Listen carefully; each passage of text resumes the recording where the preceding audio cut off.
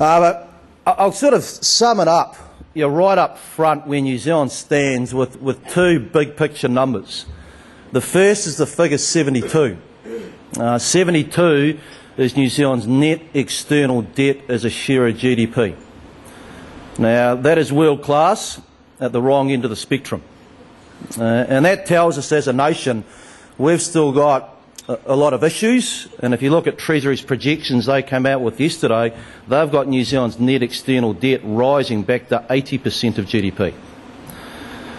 Now, those are some pretty significant legacy issues and highlight just how important it is that New Zealand learns, evolves, transitions into earning more than we spend.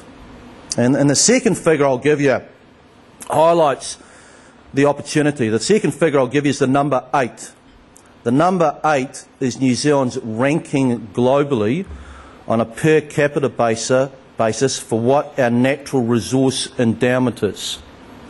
Now, normally what I do in an audience is I'll ask people to give me the top 7 countries. And the rules are normally pretty simple, that if they get a country that's in the top 7, I'll give them a dozen beer. And normally people chant out countries such as Chile, Australia, Canada, South Africa, Norway, and a few others. And the rules are that if they get one right, they get a dozen beer. If they get one wrong, I get a dozen beer. And the score is normally about 20-2 in my favour. Australia comes in at number 13.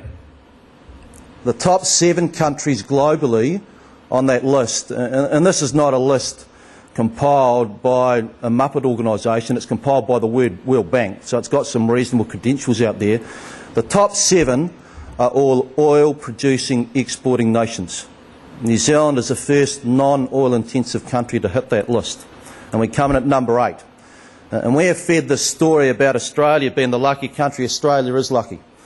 If you look at the official estimates in terms of what our natural resource base is, we are actually luckier. Now, that natural resource base, in my view, is going to become increasingly prominent or important for 2 reasons. One, if you've got a few balance sheet issues, and as a nation we do have some balance sheet issues, if you can fire up revenue, get growth, that is an easier and more palatable way to fix your balance sheet issues. But secondly, if we're going to unlock a more earnings export-centric economic model, and one of the keys to success for the spending side in New Zealand, building the old house, is going to have to be the strong foundations in place. We need to have those foundations coming from those areas of excellence.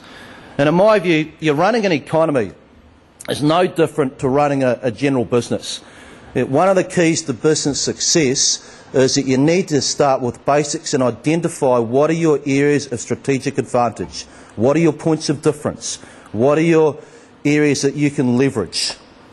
And those drive your ability to gain market share and really go after the competition. If you've got those proof points, you'll get market share. If you don't have those proof points, you potentially become cannon fodder. And I guess it's no different in my mind when you're running an economy. If you want to get more growth, one of the prime focal points I think we need to turn to is going to be those unique areas of strategic advantage. And the good news for New Zealand Inc. is that they're wide, they're varied and they're large.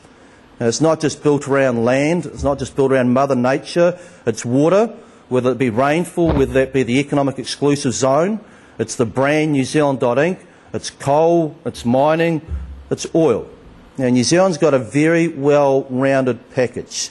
But at the moment, I think what you're seeing across New Zealand is we're getting hit with legacy issues, we're getting hit with opportunities, we've got an earthquake, a rebuild to hit us on the side, and we've got Europe muddling on top of us. Now, any economist that stands up and gives you a firm economic view in that environment is pulling your chain. Now, what we do know, generally speaking, is that I think the next 5 to 10 years are generally going to be enlightening in terms of where New Zealand heads. The next 5 to 10 years is truly going to make or break us.